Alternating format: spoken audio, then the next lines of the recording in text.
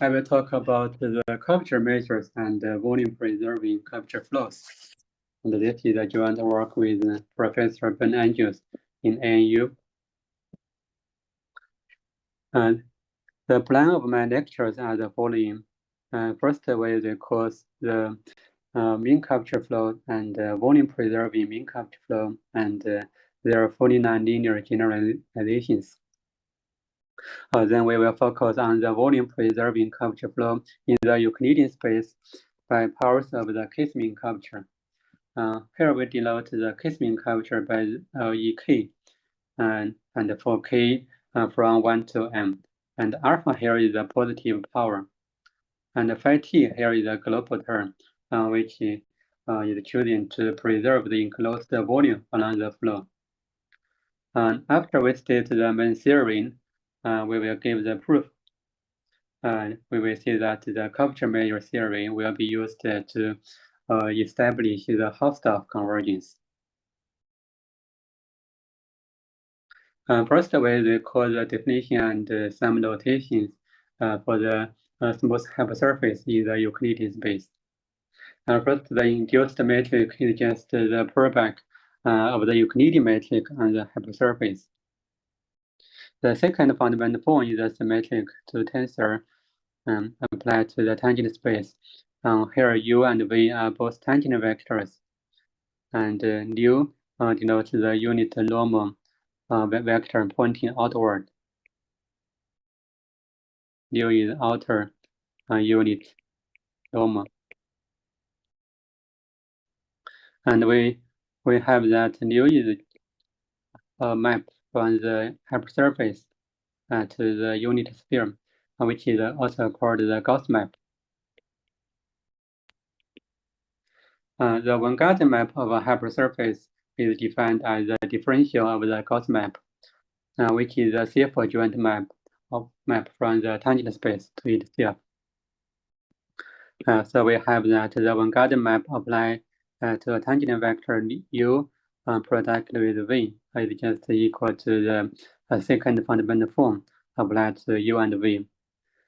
Because the one-Gaussian map is self-adjoint, then it has eigenvalues, which we denote by kappa 1 up to kappa m, which are called the principal curvatures of the hypersurface. Then using the principal curvatures, we can define the mean curvature as the trace of the principal curvatures. And the Gauss curvature is defined as the product of all the principal curvatures. And generally, we can define the case-mean curvature for k from 1 to n as defined as the normalized case elementary symmetric function of the principal curvatures. And so we see that in particular, the mean curvature is just equal to n times E1, and the Gauss curvature is just En. Now we move to the curvature flows. Given an initial smooth hypersurface M0, which can be given by the embedding x0 from Mn to Rn plus 1. Then we consider a smooth family of embeddings x, which depends on time, satisfying the time derivative of the embedding x is given by a smooth function f times the normal vector. Here f is the smooth function of the principal curvatures of the evolving hypersurface mt. Here mt denotes the image of the embedding x. Some well-known examples of curvature flows are the following. The first one is the mean curvature flow, when f is given by minus the mean curvature function. So in this case, the flow is partial tx is given by minus h nu.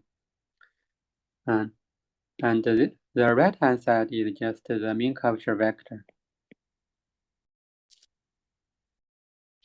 And the second example is the Gauss curvature flow when the function f is given by minus Gauss curvature. And also the inverse mean curvature flow is given by 1/h. And the volume preserving mean curvature flow, here we add a global term phi t in the mean curvature flow equation. For the mean curvature flow, we already see the flow equation as the right-hand side of the flow is given by the mean curvature vector.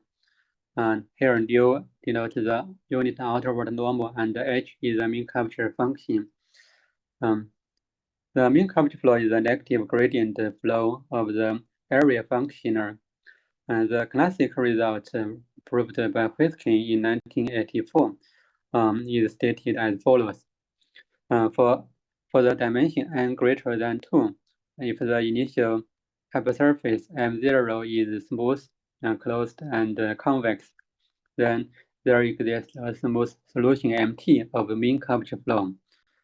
And the evolving hypersurface MT converges smoothly to a round point when T goes to the capital T. And here the convexity means that all the principal curvatures are positive on the hypersurface. Here we see the flow convergence to a round point, means that after rescaling, the rescaled hypersurface converges to a sphere. Here we are seeing that the embedding of x minus p divided by a factor the square root of 2n times capital T minus t convergence to the embedding of the sphere. Here p is a point. So if we have this, we are seeing that the surface converges smoothly to a round point. The factor 2n times capital T minus t comes from the evolution of the shrinking sphere. That is, if the initial hypersurface M0 is given by the sphere of some radius R0, then along the flow, we have that the surface MT is again a sphere, Sn of some radius RT. So in this case, the mean curvature flow, is given can be reduced to an ODE of the radius RT. The time derivative of the radius RT is given by N over RT. Because we have that RT is 0, so from this we can solve that the radius RT must be equal to 2n times capital T minus t. So now if the dimension is 1, then the flow is called the curve shortening flow. This was for curve shortening flow. Gage and Hamilton showed that any convex curve must shrink to a round point.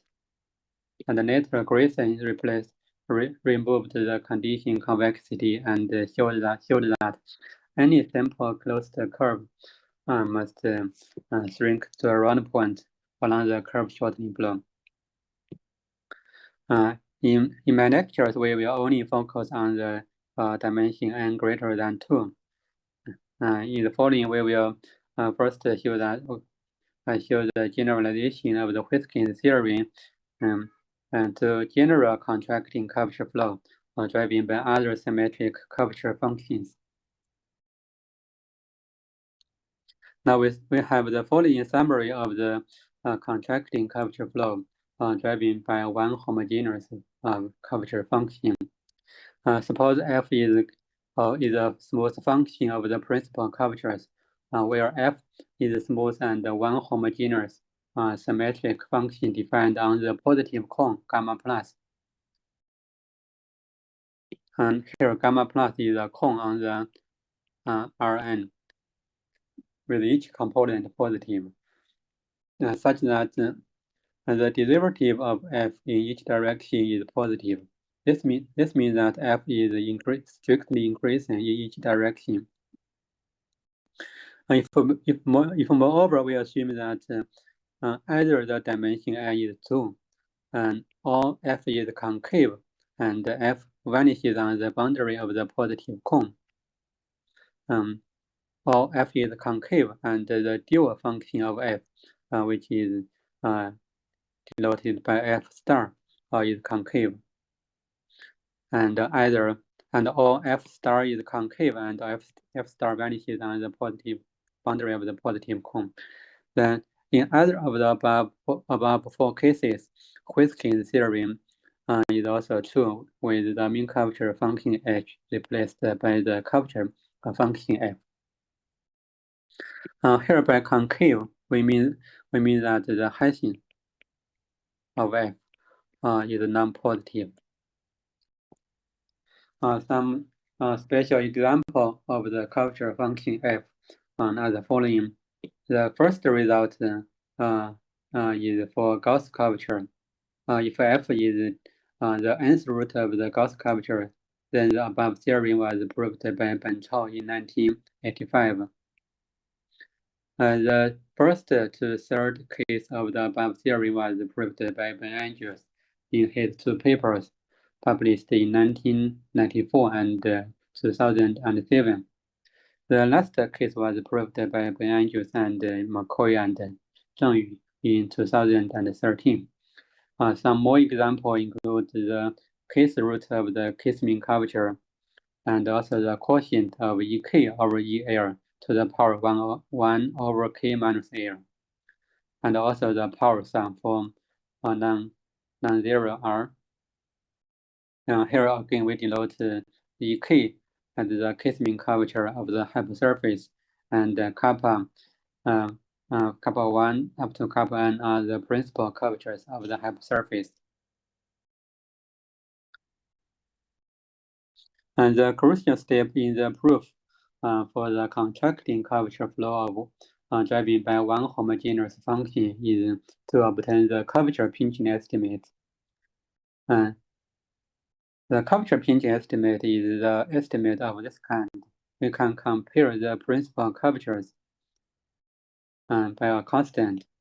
The method to obtain the curvature pinching estimate is to apply maximum principle, or generally the tensor maximum principle, to some shieldable functions or tensors. For example, we can calculate the evolution of the function h over f. Then h over f satisfies a nice parabolic type equation. This is the time derivative. This is the second order derivative, and the first order derivative, and some other terms here. If for concave f, we can see that the last term is non-positive. So we can apply the maximum principle to see that the spatial maximum of h over f is monotone decreasing, so it can be controlled by the initial data. This is a constant. If moreover f vanishes on the boundary of the positive cone, we can use the bound of this and this condition and to deduce that at any point the largest principal curvature is bounded from above by a constant times the smallest one. Here see the constant. In the other cases, for example, for n is 2, we can consider the function g as minus kappa 1 minus kappa 2 divided by kappa 1 plus kappa 2 power. And also in the remaining 2 cases, we can apply the tensor maximum principle. Tensor maximum principle for cases, and the third case and the fourth case. So in either of the above 4 cases, we can obtain the curvature pinching estimate of this kind. Then Then from this curvature pinching estimate, we can control the geometry of the hypersurface with the ratio of the outer radius to the inner radius bounded from above by a constant. Now, here is the outer radius if we denote by rho plus and of t, and the inner radius we denote by rho minus of t. This means that we can control the bound.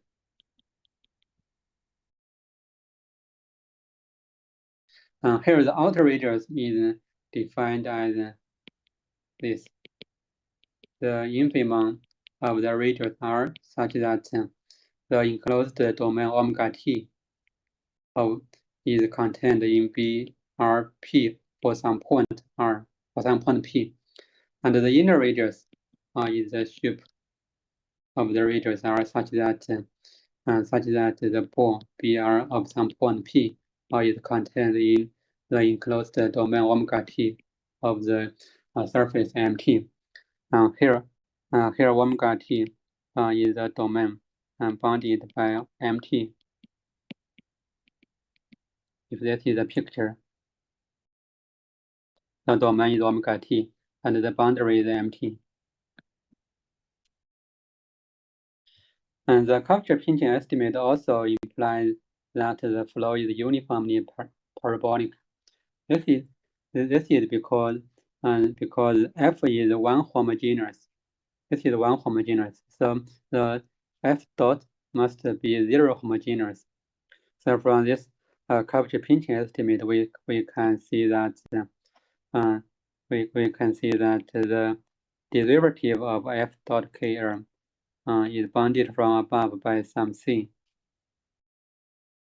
and bounded from below by some C constant. This means that the flow is uniformly parabolic. Here we did some explanation for the notation here. F dot K here, F dot KL. The curvature function is defined as F applied to the principal curvature kappa. So we can also write this as the function F for the one-Garden tensor, Hij. So the F dot KL means the derivative of F with respect to the component of the second fundamental form.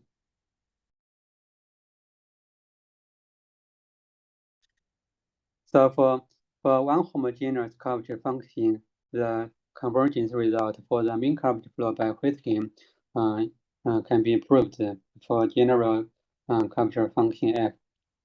Now, if the degree of the homogeneity of F is not 1, then in this case, the evolution of the second fundamental form is more complicated, and we may no longer obtain the curvature pinching estimate.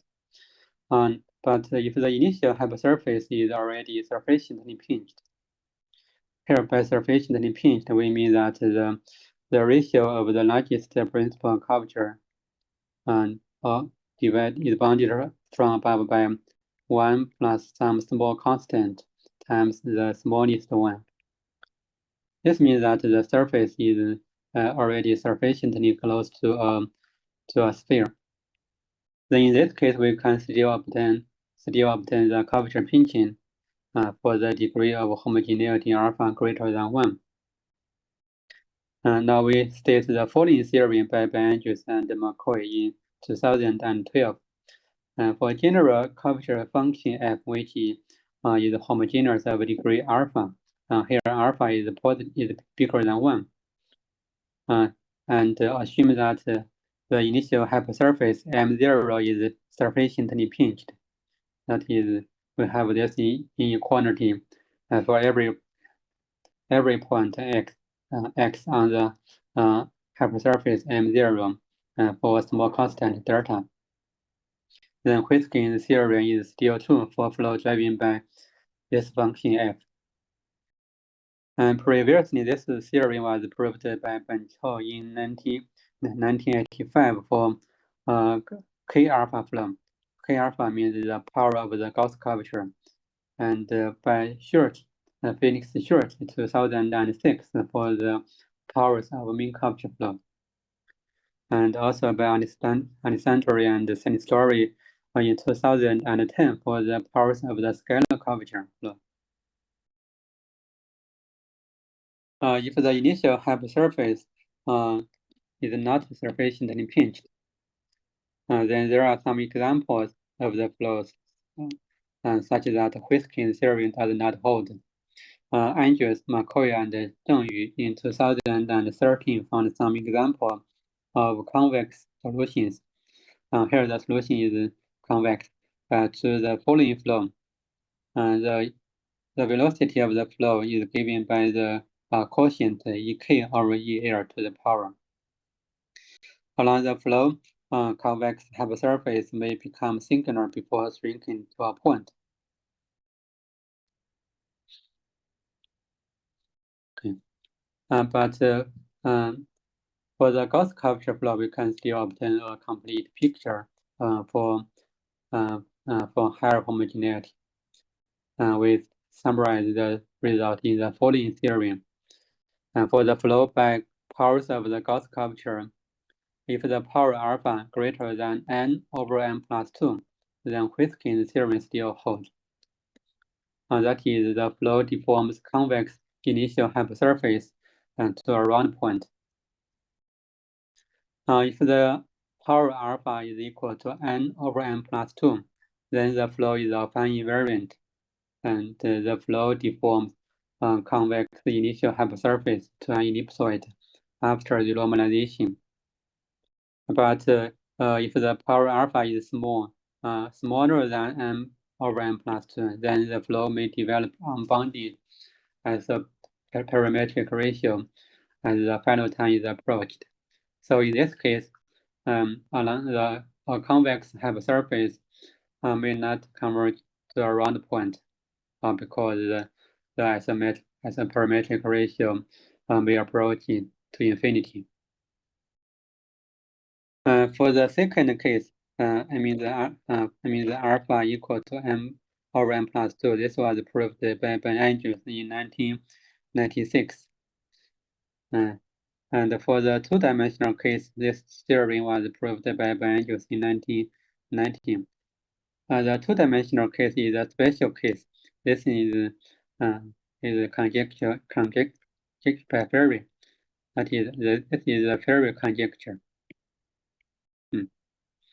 And for higher dimensions, Andrews, Pengfei, Guan, and Lei Li in 2015 proved that for alpha greater than n over n plus 2, the flow becomes self-similar. And finally, Brendel, Choi, and Descolopolis in 2016 showed that the sphere is a unique self-similar solution. So combine their two results we have the first case.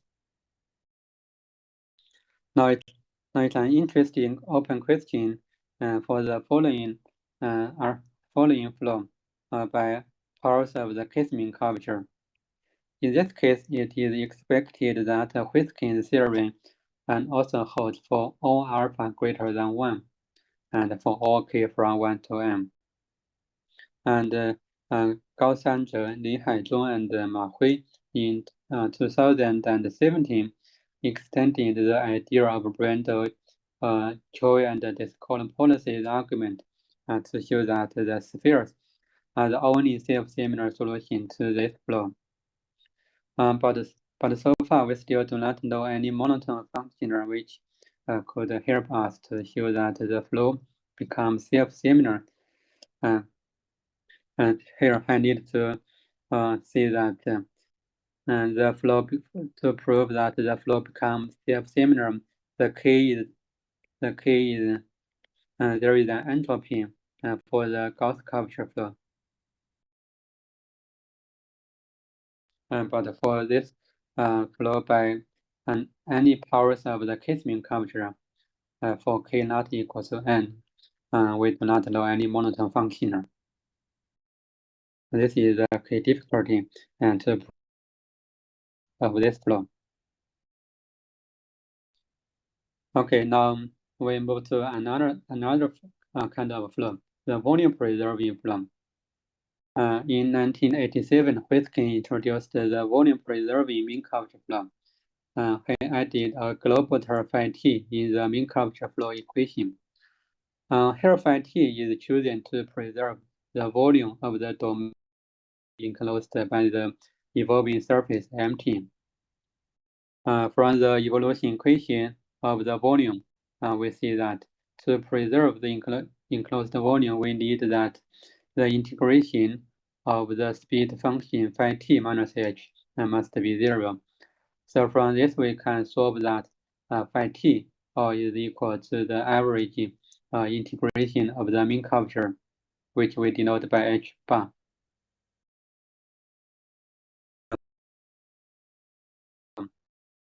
Huisken also proved that if the initial hypersurface is convex, then the solution MT of this flow exists for all time here, and converges smoothly to a round sphere without normalization. And this is a picture for the volume preserving flow. The initial domain is convex, then along the flow, the shape of the domain becomes round and round, and as time goes to infinity, it converges smoothly to a round sphere. And also the enclosed volume of the sphere is equal to the volume of the initial domain omega 0. The volume preserving mean curvature flow has some nice geometric application. Here I give an example to prove the isoperimetric inequality. As we already see that the enclosed volume is fixed. And for this, we need that d by dt of volume is 0. That means that the integration of phi t minus h is 0. And we can also calculate the time derivative of the area, which is given by the integration of the mean curvature times the speed of the flow. And we can use this identity to see that this integration is equal to minus the integration of this term, which is non-negative. So we say that the time derivative of the area is non-positive, so the area is decreasing. Now we can apply Huisken's theorem to compare the volume and the area of the initial domain with the volume and the area of the limit bone.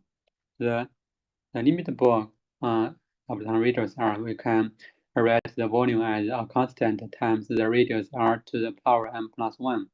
And also the sphere is given by the area is given by a constant times the radius r to the power n. So we can combine this to give the following as a parametric inequality. Now, it's natural to ask for generalization to the higher order case. For that, we need to recall some more definitions for quermassintegral integrals. Now this is a definition of the quermassintegral integrals for arbitrary convex body omega in Rn plus 1. Here omega may not be smooth. It is just convex. And the quermassintegral integral Vk of omega are defined as the coefficients of this standard formula. Here we denote omega rho as the parallel set of omega. This is a picture. Omega is a convex body, and the omega rho is the parallel set. This is omega rho. Omega rho is the set of the points in Rn plus 1, which has distance to omega is smaller than rho. Then we can compute the volume of the omega rho. We can express it as a polynomial of rho. For here rho k from 0 to m plus 1, and the coefficient is denoted by Vk, which we call the core mass integral of omega. And in particular, we have that V0 is just the volume of omega up to a constant n+1. And V1 is just the boundary area. And Vn+1 is a constant, which is just the volume of the Euclidean bone. And moreover, if the boundary is smooth, we can also express the core mass integral Vk here as the integration of the K-mean curvature over the boundary of the domain. And here Ek is the K-mean curvature. And sometimes we also call the core mass integral as the mixed volume. Also called the mixed volume.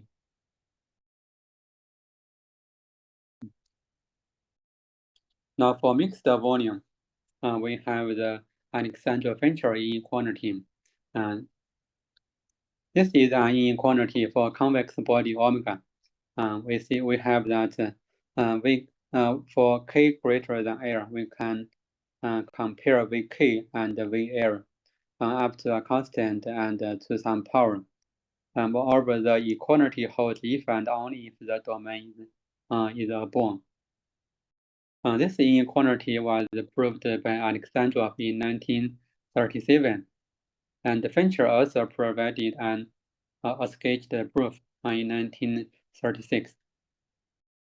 When k is 1, L is 0, this inequality reduces to the isoperimetric inequality because V1 is just the boundary area and V0 is just the enclosed volume. So the Alexandrov-Fenchel inequality is a generalization of the isoperimetric inequality.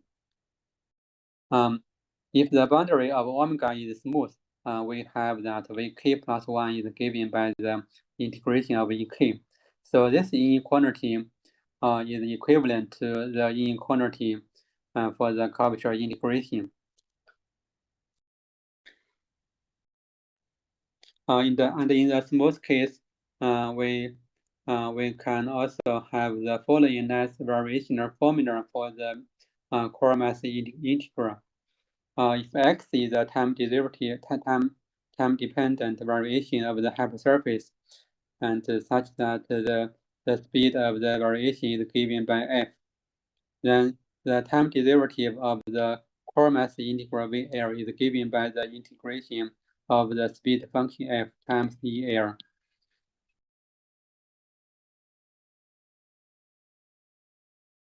And also James McCoy introduced the following flow, and he replaced the mean curvature by the function f, and phi t here is chosen to preserve the core mass integral VL. And f here is a one homogeneous speed function f. And McCoy proved the following theorem. Suppose f is a smooth function satisfying the condition, the following condition. We see that this condition is the same as the one for the contracting curvature flow. And the conclusion is that Huyskin's theorem also holds with the mean curvature replaced by the curvature function f. And because f is one homogeneous symmetric function, and the proof of this theorem, the key in the proof is to obtain the curvature pinching estimate of this kind. And this is the proof is similar with the curvature pinching estimate for the corresponding contracting curvature flow. This means that phi t is 0. And again, for the core mass integral preserving flow, it has some nice applications. If we choose the speed function f as the quotient Ek over El to the power 1 over k minus L, and McCoy showed that Vk is decreasing along the flow. And first we note that along the flow Vl is preserved.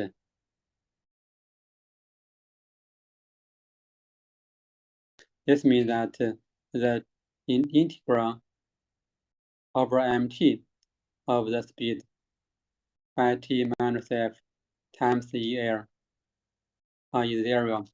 Then assume that phi t satisfies this identity, then McCoy showed that Vk is decreasing because we can calculate that the time derivative of Vk is given by the integral of the speed times Ek, which is equal to minus of the integral of this functions.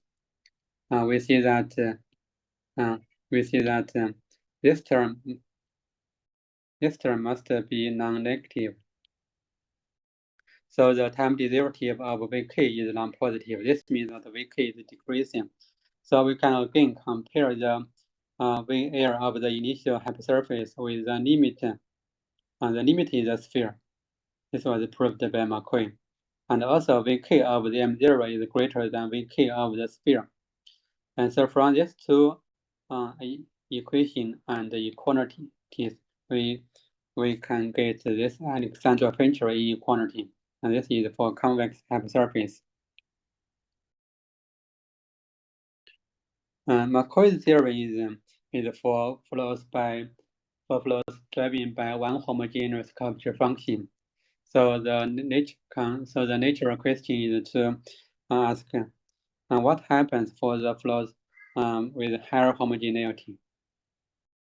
I will talk about this in the second part of this lecture.